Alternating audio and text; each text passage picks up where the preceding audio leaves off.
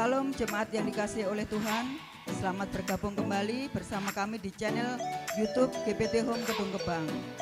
Bersama saya Theo. Sebelum acara ibadah dimulai, saya ingin menyampaikan beberapa informasi seputar kegiatan gereja kami. Untuk ibadah onsite dilaksanakan setiap hari Minggu pukul 6:30 pagi dengan tetap mematuhi protokol kesehatan. Bagi jemaat yang berhalangan hadir, bisa menyaksikan ibadah onsite melalui live streaming di Instagram @ermitjunaidi. Ibadah online tetap bisa disaksikan di channel YouTube GPT Home Kedung Gebang setiap hari Minggu mulai pukul 7 pagi. Kami juga menghimbau kepada para jemaat sekalian untuk tetap menjaga kesehatan, untuk tetap berjaga-jaga karena virus COVID-19 masih ada. Kami menghimbau untuk tetap mematuhi protokol kesehatan dimanapun kita berada. Sekian beberapa informasi yang bisa kami sampaikan. Mari kita mempersiapkan hati, pikiran kita untuk memuji, menyembah, dan beribadah kepada Tuhan.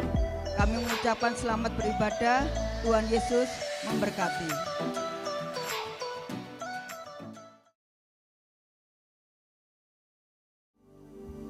Shalom jemaat Tuhan dimanapun saat ini berada. Kami percaya kita semua dalam penyertaan Tuhan, perlindungan Tuhan. Mari kita siapkan hati kita, hidup kita untuk kita masuk dalam pujian penyembahan. Terima kasih Bapa, terima kasih Yesus. Kami bersyukur Bapa buat kasih dan cinta-Mu yang tak pernah berakhir. Kami sungguh bangga memiliki Engkau Yesus. Kami sungguh bangga Tuhan. Terpujilah nama-Mu Tuhan Yesus, terpujilah nama-Mu. Bahwa kami masuk dalam hadirat-Mu saat ini Tuhan, sehingga kami betul-betul merasakan kasih-Mu, cinta-Mu menopang hidup kami Bapa. Terima kasih Bapa, terima kasih. Kami menyerahkan hidup kami di dalam nama Tuhan Yesus Kristus. Haleluya, amin. Terima kasih Tuhan. Dengan apa ku membalas kasih-Mu yang ku terima dari-Mu.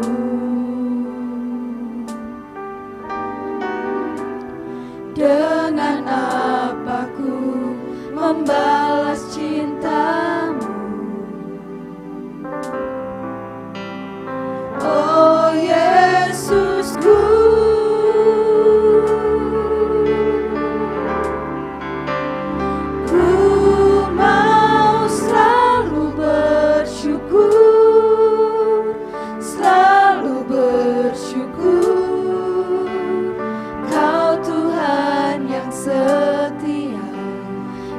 Selalu menopang, ku mau selalu bersyukur, selalu bersyukur. Kau Bapa-Ku yang setia.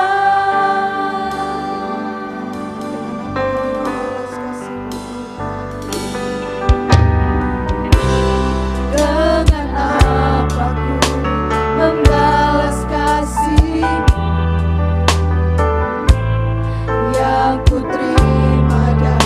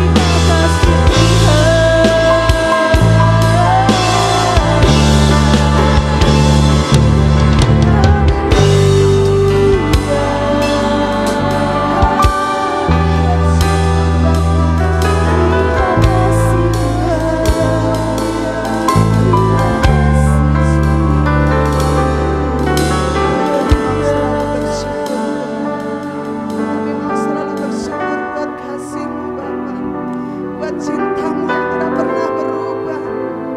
Terima kasih Bapa, terima kasih. Ku mau selalu bersyukur, selalu bersyukur. Kau Tuhan yang setia, yang selalu menopang.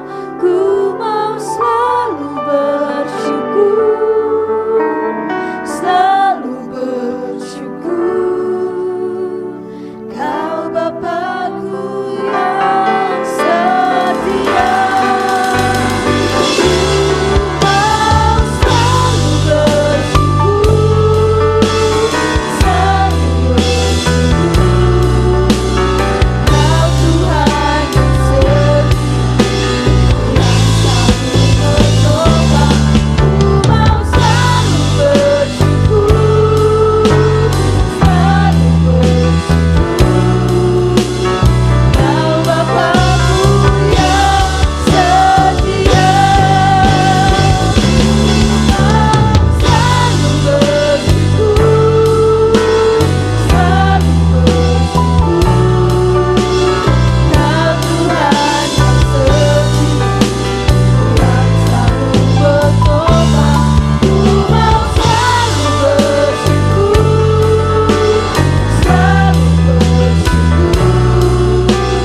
Kau Bapa-Ku yang setia.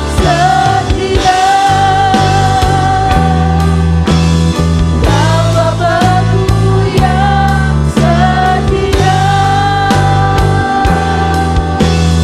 Kau Bapa-Ku yang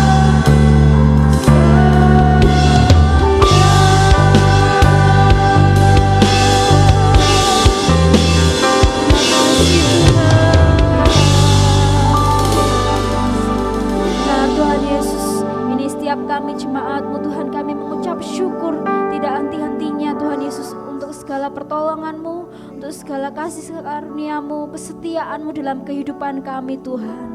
Kami yakin, kami percaya, kami ada pada saat hari ini semuanya hanya karena kasih karunia-Mu. Ini kami Tuhan Yesus, kami mempersiapkan hati kami Tuhan, untuk kami dapat diisi oleh kebenaran firman-Mu. Biarlah Tuhan setiap kebenaran firman-Mu Tuhan Yesus dapat menjadi berkat bagi kehidupan kami, bahkan kami dapat melakukannya dalam kehidupan kami sehari-hari Tuhan Yesus.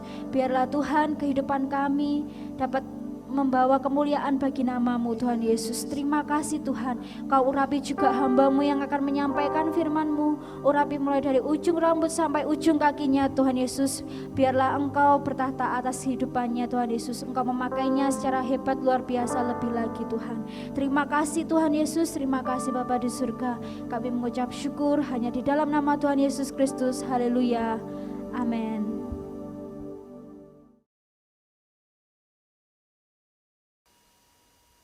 Salam jemaat Tuhan, kita berjumpa kembali di dalam ibadah online GPT Home Gedung Gebang. Mari bersama saudara-saudara, kita akan melanjutkan pembahasan kita seri Master Plan.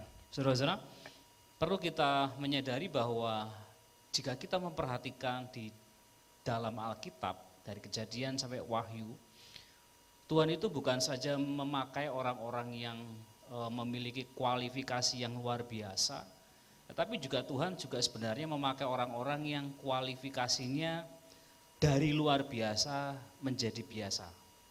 Dan orang yang biasa itu Tuhan bisa pakai, Tuhan pulihkan hidupnya.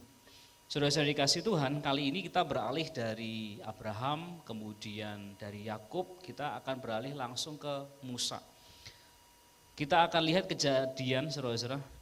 Kita akan mempersiapkan Alkitab saudara dari Keluaran pasal 1, pasal 2, pasal 3, pasal 4. Kita akan buka terlebih dahulu Kisah Para Rasul 7 ayat yang ke-22.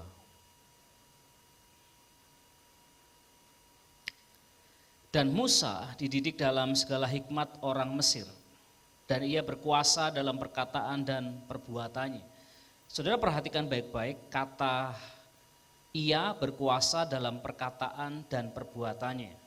Jadi Musa ketika ia ada di Mesir, saudara-saudara, orang ini saudara-saudara berkuasa dalam perkataan dan perbuatan. Dalam dua hal ini dia kualifikasinya sangat tinggi, saudara-saudara. Kenapa demikian, saudara-saudara? Karena ia dididik di Mesir. Kerajaan Mesir pada waktu itu adalah kerajaan dunia yang tenaga pendidiknya tentu saja kualitasnya paling tinggi karena dia diangkat anak oleh putri Fir'aun. Saudara-saudara, Musa dalam perjalanan hidupnya paling tidak mengalami 3 masa pendidikan. Pada waktu ia masih kecil, saudara-saudara, dia dididik oleh orang tuanya yang dari suku Lewi, orang Israel. Kemudian ketika ia anak-anak, saudara-saudara, dia diambil oleh putri Fir'aun, dia dididik di lingkungan Mesir, kerajaan Mesir, secara kerajaan Mesir. Kemudian yang ketiga, ketika ia lari di Midian, saudara-saudara, dia juga mengalami pendidikan, perubahan di dalam hidupnya. Dan kita akan melihat satu periode di mana ketika Musa sudah melarikan diri dari Mesir, saudara-saudara, dan kemudian dia berada di Midian, dan kemudian Tuhan akan memanggilnya. Kita akan melihat secara pelan, saudara-saudara, supaya saudara bisa melihat bagaimana orang seperti apakah Musa itu. Dan kemudian saudara-saudara, ketika saudara sudah mempelajarinya, kita bersama-sama melihat seperti apakah Musa, itu bisa kita aplikasikan dalam hidup saudara dan saya. Bagaimana sebenarnya Tuhan bisa memakai hidup saudara. Perhatikan saudara-saudara. Sebagai dasar saudara-saudara, Musa sudah mengalami 2 masa pendidikan. Secara Yahudi, dia dididik secara orang Yahudi, dan kemudian dia mengalami pendidikan secara orang Mesir, di mana di Kisah Para Rasul 7 ayat 22 dia dikatakan, dan ia berkuasa dalam perkataan dan perbuatannya. Jadi ia ahli, dan ia memiliki kuasa, dan ia memiliki otoritas. Kenapa saudara-saudara? Ini pangeran. Jadi Musa ini sudah berubah menjadi seorang pemuda yang luar biasa. Tapi saudara-saudara, ada satu kejadian di mana Musa yang luar biasa ini malah kelihatannya, saudara-saudara, jadi orang yang benar-benar bertolak belakang dengan keadaannya pada waktu muda di Mesir. Benar-benar bertolak belakang dari orang yang sangat berani menjadi orang yang begitu rendah diri. Sekarang perhatikan saudara-saudara, Keluaran pasal 3 dan Keluaran pasal 4.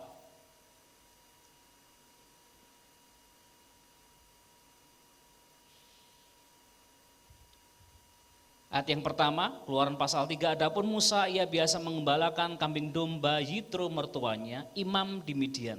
Sekali, ketika ia menggiring kambing domba itu ke seberang padang gurun, sampailah ia ke gunung Allah, yaitu gunung Horeb. Lalu malaikat Tuhan menampakkan diri kepadanya di dalam nyala api yang keluar dari semak duri. Lalu ia melihat dan tampaklah semak duri itu menyala, tetapi tidak dimakan api. Musa berkata, baiklah aku menyimpang ke sana untuk memeriksa penglihatan yang hebat itu, mengapakah tidak terbakar semak duri itu. Ketika dilihat Tuhan bahwa Musa menyimpang untuk memeriksanya, berserulah Allah dari tengah-tengah semak duri itu kepadanya, Musa, Musa, dan ia menjawab, ya Allah. Lalu ia berfirman, janganlah datang dekat-dekat, tanggalkanlah kasutmu dari kakimu, sebab tempat di mana engkau berdiri itu adalah tanah yang kudus. Kita perhatikan sekilas saudara-saudara, di ayat yang kedua ada tulisan lalu malaikat Tuhan menampakkan diri kepadanya, tetapi di ayat yang keempat ketika dilihat Tuhan. Saudara jangan bingung saudara-saudara, di dalam perjanjian lama saudara-saudara adalah sebuah hal yang sangat biasa saudara-saudara, penampakan pribadi Tuhan dalam rupa malaikat Allah. Malaikat Tuhan yaitu Tuhan sendiri. Kepada Abraham juga Tuhan melakukan hal yang sama. Jadi ini adalah pribadi Tuhan di perjanjian lama, sebelum ia mengambil rupa di perjanjian baru sebagai manusia Yesus Kristus. Saudara perhatikan perjumpaan Musa ini saudara-saudara dengan Tuhan adalah ketika ia melihat semak yang berduri. Tapi saudara-saudara, kita akan memperhatikan secara detail bagaimana kita akan melihat bahwa Tuhan itu bisa memanggil orang, memakai orang yang menurut saya Keluaran pasal 3 dan 4 ini menunjukkan bahwa sebenarnya Musa ini sudah tidak masuk hitungan. Kita mulai dari ayat yang 10 dan 11 pasal yang ketiga. Maaf saudara-saudara, saya akan mulai dari panggilan Tuhan dulu kepada Musa. Tujuannya kenapa? Lalu ia berfirman, ayat yang ke-6, lagi ia berfirman, akulah Allah ayahmu, Allah Abraham, Allah Ishak dan Allah Yakub. Lalu Musa menutupi mukanya sebab ia takut memandang Allah. Dan Tuhan berfirman, aku telah memperhatikan dengan sungguh kesengsaraan umatku di tanah Mesir, dan aku telah mendengar seruan mereka yang disebabkan oleh pengerah-pengerah mereka. Ya, aku mengetahui penderitaan mereka. Sebab itu aku telah turun untuk melepaskan mereka dari tangan orang Mesir dan menuntun mereka keluar dari negeri itu ke suatu negeri yang baik dan luas, suatu negeri yang berlimpah-limpah susu dan madunya, ke tempat orang Kanaan, orang Het, orang Amori, orang Feris, orang Hewi dan orang Yebus. Sekarang seruan orang Israel itu telah sampai kepadaku, juga telah kulihat betapa kerasnya orang Mesir menindas mereka. 10, perhatikan panggilan Tuhan. Jadi sekarang pergilah, aku mengutus engkau kepada Fir'aun untuk membawa umatku orang Israel keluar dari Mesir. Musa keluar dari Mesir, dia melarikan diri. Dan sampai usia 40 tahun dia di padang gurun, saudara-saudara, Tuhan panggil Musa untuk membawa umat Israel yang ada di Mesir keluar, saudara-saudara, dari perbudakan di Mesir. Lihat apa yang dijawab oleh Musa. Ini adalah penolakan Musa yang pertama. Tetapi Musa berkata kepada Allah, siapakah aku ini? Maka aku yang menghadap Fir'aun dan membawa orang Israel keluar dari Mesir. Musa menolak secara harus. Ini kelihatannya oke ya saudara-saudara ya. Saudara perhatikan, jadi ada satu titik ini tidak terlihat sebagai sebuah masalah. Bukankah normal jika Tuhan memanggil seseorang, orang merasa aku ini siapa? Aku ini siapa? Dan Tuhan berkata kepada Musa seperti ini. Ayat yang 12, lalu firman-Nya, bukankah aku akan menyertai engkau, inilah tandanya bagimu bahwa aku yang mengutus engkau, apabila engkau telah membawa bangsa itu keluar dari Mesir, maka kamu akan beribadah kepada Allah di gunung ini. Penolakan pertama dilanjutkan dengan penolakan yang kedua. Ayat yang ke-13, lalu Musa berkata kepada Allah, tetapi apabila aku mendapatkan orang Israel dan berkata kepada mereka, Allah nenek moyangmu telah mengutus aku kepadamu, dan mereka bertanya kepadaku, bagaimana tentang namanya? Apakah yang harus kujawab kepada mereka? Ayat 14, firman Allah kepada Musa, aku adalah aku. Lagi firman-Nya, beginilah kau katakan kepada orang Israel itu, akulah aku telah mengutus aku kepadamu. Ehyer, Esher, Ehyer. Saudara-saudara, aku adalah aku. Jadi tidak bisa satu kata di dunia ini yang bisa mendeskripsikan siapakah Allah. Bahkan Abraham pun mengenal Allah melalui penyediaan anak domba dengan menyebutnya Jehovah Jireh. Tetapi Allah itu bukan Jehovah Jireh. Tok, saudara-saudara. Ada banyak sisi Allah, saudara-saudara. Dan tidak ada satu di dunia, satu kata pun di dunia yang dapat mendeskripsikan Allah kita. Saudara perhatikan, saudara-saudara, bahwa ternyata bangsa Israel pada waktu mereka berada di Mesir, mereka belum menyembah Allah. Jadi rencana Allah mengeluarkan orang Israel dari Mesir adalah supaya mereka beribadah kepada Allah. Itu rencana penyelamatan Allah untuk orang Israel. Mirip dengan rencana penyelamatan Allah untuk gereja Tuhan. Dikeluarkan dari dunia, dipanggil keluar, eklesia, saudara-saudara. Rencana penebusan itu seperti itu. Supaya apa saudara-saudara? Supaya saudara dapat beribadah, saya dapat beribadah kepada Allah. Jadi orang Israel selama mereka berada di Mesir, saudara-saudara, mereka belum menyembah Allah. Tetapi Allah terikat perjanjian dengan perjanjian yang Allah buat kepada Abraham, Ishak, Ishak dan Yakub. Makanya Allah menyebut akulah Allah Abraham, Ishak dan Yakub. Kenapa saudara-saudara? Karena Allah mengikatkan perjanjian kepada mereka.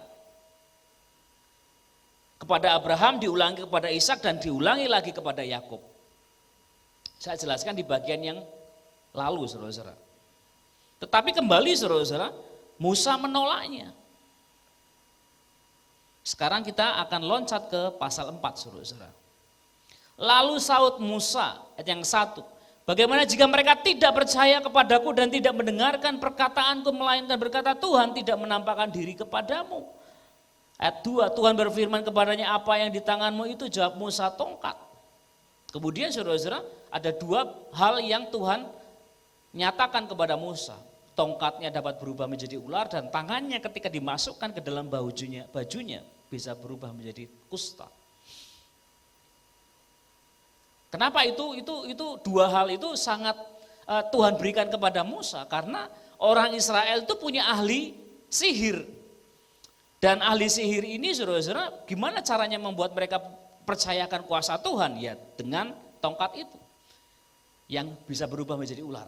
Kemudian kusta ini penyakit yang paling menakutkan di dunia pada waktu itu. Semua orang akan takut, tapi begitu Musa memasukkan tangannya terkena Musa, tetapi begitu dimasukkan lagi, langsung sembuh.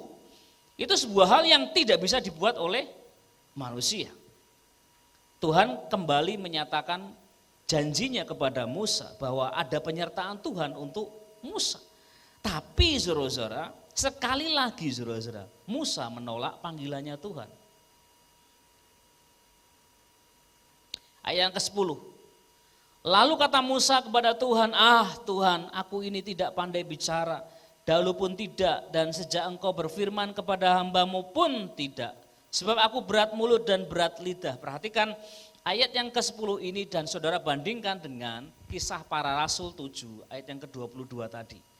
Musa itu memiliki kuasa di dalam perkataan dan di dalam perbuatan. Bandingkan dengan pasal 4 Keluaran ini, ayat yang ke-10. Musa berkata kepada Tuhan, hambamu ini tidak pandai berbicara. Ada perubahan yang sangat drastis saudara-saudara, dari seorang muda yang luar biasa hebat saudara-saudara, tiba-tiba menjadi orang yang sangat rendah diri. Mengapa saudara-saudara? Menurut beberapa ahli saudara-saudara mengatakan bahwa Musa ini mengalami yang namanya pelecehan emosi. Jadi Musa mengalami luka batin yang luar biasa dan itu membuat Musa merasa bahwa keahliannya tidak ada gunanya. Di manakah itu terjadi? Ketika Musa berada di Mesir. Lihat pada waktu Musa menjadi seorang pangeran di Mesir, saudara-saudara, dia melihat, saudara-saudara, ada orang Mesir yang menyiksa saudaranya, orang Yahudi, orang Israel. Orang Mesir itu saudara-saudara dibunuh oleh Musa. Dan itu menjadi pintu dosa. Pembunuhan itu pintu dosa. Dan untuk membunuh itu juga sudah ada dosa di situ. Maksudnya baik saudara-saudara, membebaskan saudaranya. Tetapi caranya salah. Kenapa saudara-saudara? Karena Musa belum dipanggil Tuhan. Musa sudah ada kerinduan untuk menyelamatkan bangsanya. Tetapi pada waktu itu saudara-saudara, dengan caranya Musa tidak bisa. Itu terbukti ketika Musa melihat ada dua orang Israel bertengkar. Kemudian Musa berniat untuk melerai, meredakan, memisah saudara-saudara. Yang terjadi adalah bukannya mereka terpisah tetapi mereka justru membaliknya. Aku tahu kamu membunuh orang Mesir itu. Tiba-tiba saja Musa ketakutan saudara-saudara. Bagaimana kalau ketahuan? Nah, ketika dua orang Israeli berkata seperti itu kepada Musa, saudara-saudara, Musa langsung hancur harga dirinya karena apa yang dia lakukan tidak ada gunanya. Jadi Musa merasa apa yang dia kerjakan sudah tidak ada gunanya.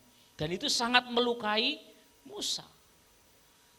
Orang saudara-saudara, begitu kita mengalami luka batin saudara-saudara, dan itu tidak sembuh, apapun itu lukanya saudara-saudara. Ketika Tuhan akan memakai hidupnya saudara-saudara, yang terjadi itu bukan rendah hati, Menolak itu bukan rendah hati, saudara-saudara. Menolak itu adalah karena kita sudah lebih dahulu berkata kepada diri sendiri, aku tidak bisa dipakai Tuhan.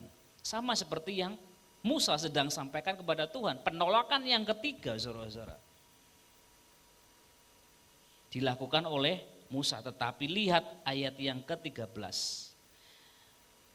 Musa ternyata tetap menolak panggilan itu, saudara-saudara. Tetapi Musa berkata, Tuhan, utuslah kiranya siapa saja yang patut kau utus. Singkat cerita, saudara-saudara, Musa itu sedang ngomong sama Tuhan, Tuhan utuslah orang lain, jangan aku, saudara-saudara. Apakah Tuhan berkata, ya wes, aku pilih orang lain? Enggak, saudara-saudara. Ayat 14 Tuhan berkata, maka bangkitlah murka Tuhan kepada Musa dan ia berfirman, bukankah di situ Harun orang Lewi itu kakakmu? Aku tahu bahwa ia pandai bicara, lagi pula ia telah berangkat menjumpai engkau. Dan apabila ia melihat engkau, ia akan bersuka cita dalam hatinya. Tidak ada rencana semula untuk Tuhan memakai Harun. Tuhan hanya semula, saudara-saudara, hanya ingin memakai Musa, memanggil Musa. Menariknya adalah Harun ini pandai bicara. Dan dia terdidik, saudara-saudara, karena pandai bicara. Kenapa Tuhan tidak memakai Harun saja untuk memimpin bangsa Israel keluar dari Mesir? Kenapa Tuhan memakai Musa?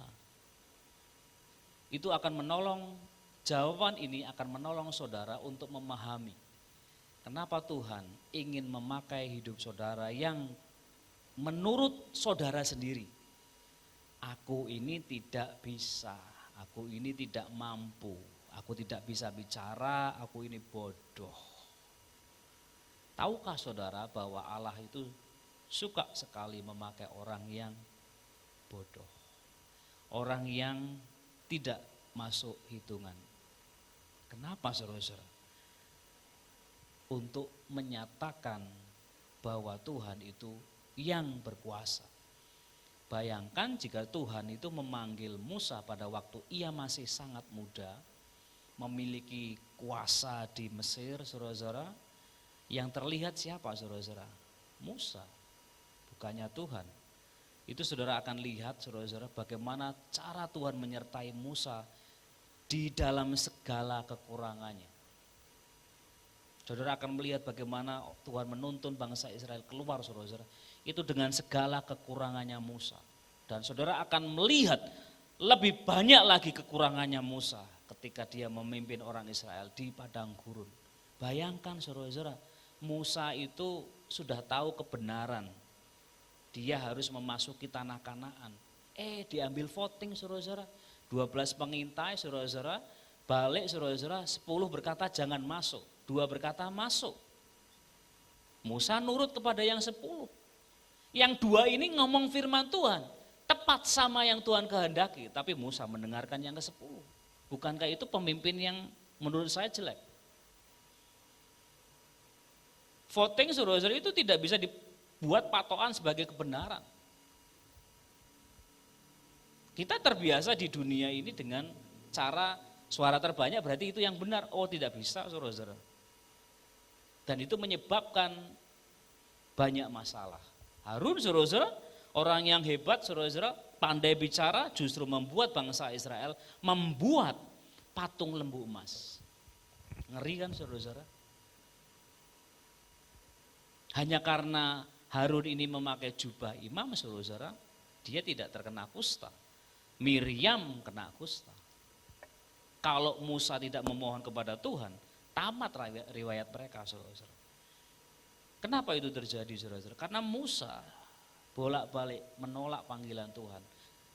Rendah diri, saudara-saudara, itu bukan rendah hati.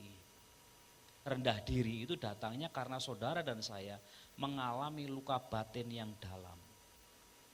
Dan kalau saudara bawa, saudara-saudara, saudara tidak akan mengerti rencana Tuhan dalam hidup saudara. Jadi bagaimana saudara bisa mulai berjalan, mengerti, menjalani rencana Tuhan dalam hidup saudara? Mulailah, saudara-saudara, berkata, cukuplah kasih karunia Tuhan dalam hidupku. Mengapa kita bisa menyembah Tuhan, saudara-saudara? Karena kita menyadari bahwa dengan kekuatan kita sendiri kita tidak bisa. Kita membutuhkan Tuhan. Kita membutuhkan kasih karunia-Nya senantiasa. Lihat apa yang dikatakan Rasul Paulus, saudara-saudara. Dia lebih dari rasul-rasul lain. Dalam hal pendidikan, di dalam hal pelayanan dia lebih hebat, lebih berat penderitaannya, saudara-saudara. Tetapi Paulus ketika dia mengalami satu penyakit, akhirnya dia berkata, biarlah cukup. Dan Tuhan berkata, cukuplah kasih karunia Tuhan bagi kita. Saudara-saudara dikasih Tuhan, kita dipanggil untuk menggenapi rencana Allah. Amin, saudara-saudara. Maka dari itu, mari saudara-saudara, jika kita mulai sering menolak, saudara-saudara, itu tandanya bukan karena saudara rendah hati. Tidak, saudara-saudara, itu karena saudara rendah diri. Kalau saudara rendah diri, pasti ada sesuatu yang tidak beres dalam hidup saudara. Itu pasti pintu masuknya karena dosa. Dan dosa membuat celah yang lebih besar lagi. Dan itu cara iblis membuat supaya orang tidak menggenapi rencana Allah di dalam hidupnya. Supaya apa, saudara-saudara? Supaya saudara tidak maksimal. Jadi apa yang saudara hari-hari ini sedang coba sanggah kepada Allah? Barangkali itulah titik di mana saudara sebenarnya mengalami pelecehan emosional, luka batin, dan sebagainya. Seperti yang dialami oleh Musa. Saudara ambil keputusan hari ini. Supaya saudara dan saya sembuh. Berkata kepada Tuhan, ya Tuhan, pakai hidupku. Mari saudara-saudara kita berdoa. Terima kasih Tuhan, kami mengucap syukur untuk saat ini. Biarlah Tuhan Roh Kudus menolong kami semua untuk kami dapat menerima kasih karunia Tuhan. Supaya kelemahan kami, kekurangan kami, ketidakmampuan kami, ketidaklayaan kami, itu semua ditutup oleh kasih karunia-Mu Tuhan. Kasih karunia-Mu itu cukup bagi kami semua. Terima kasih Tuhan, terima kasih. Engkau Allah penyembuh, Allah pemulih. Engkau Allah penuntun kami, Engkau Allah panji-panji dalam hidup kami Tuhan. Terima kasih Tuhan, terima kasih. Memberikan berkat-Mu atas setiap kami, melebihi dan dapat kami pikirkan dan kami doakan. Terima kasih Tuhan, di dalam nama Tuhan Yesus Kristus kami berdoa dan mengucap syukur. Amin.